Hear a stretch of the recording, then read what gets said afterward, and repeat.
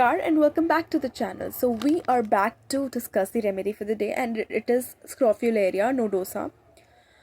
Knotted figwort से बनी हुई ये रेमेडी है और आज की रेफरेंस बुक है again Boericke's new manual of homoeopathic materia medica with repertory. तो जो ये रेमेडी है वो पावरफुल मेडिसिन है उन जगहों पे जहाँ पे ग्लैंड्स एनलार्ज होती हैं. एनलार्ज ग्लैंड्स जहाँ भी प्रेजेंट होगी वहाँ पे इसे कंसिडर कर सकते हैं. हॉजकिंस डिजीज़ में इस रेमेडी को कंसिडर कर सकते हैं. हॉजकिंस डिजीज़ बेसिकली एक टाइप का कैंसर है जो डेवलप करता है इन द लिम्फ सिस्टम, जो कि पार्ट है हमारे इम्यून सिस्टम का. तो हॉजकिंस डिजीज़ में इसको कंसिडर कर सकते हैं.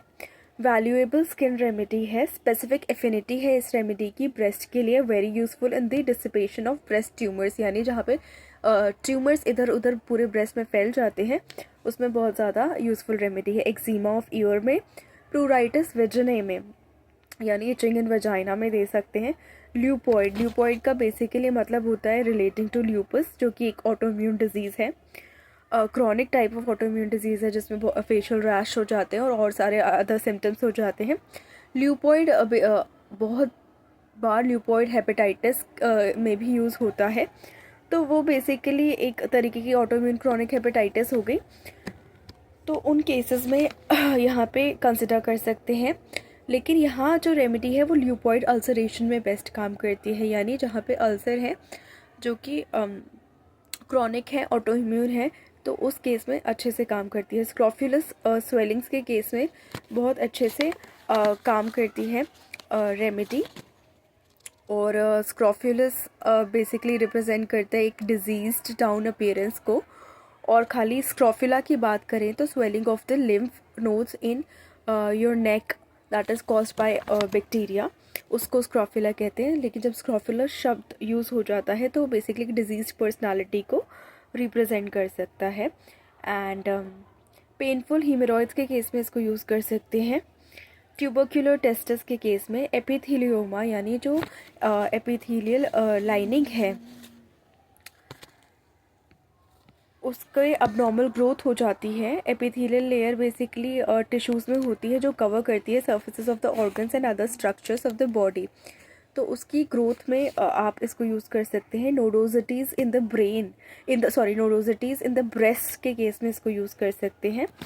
नोट्स डेवलप हो जाती हैं ब्रेस्ट में या प्रोट्यूबरेंसेस डेवलप हो जाती हैं ब्रेस्ट में, उसमें यूज़ कर सकते हैं. Pain in all flexor muscles, ये अच्छा सिम्टम है इसका, बहुत ही गाइडिंग सिम्टम है इस रेमेडी का. हेड में वर्टाइगो जो है फील होता है वर्टेक्स में, ग्रेटर व्हेन स्टैंडिंग.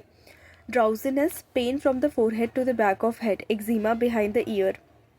क्रस्टा लैक्टिया के केस में यानी क्रैडल कैप जो कि एक फॉर्म है सेबोरिया का of the scalp, common in young babies, उस केस में इसको यूज़ कर सकते हैं.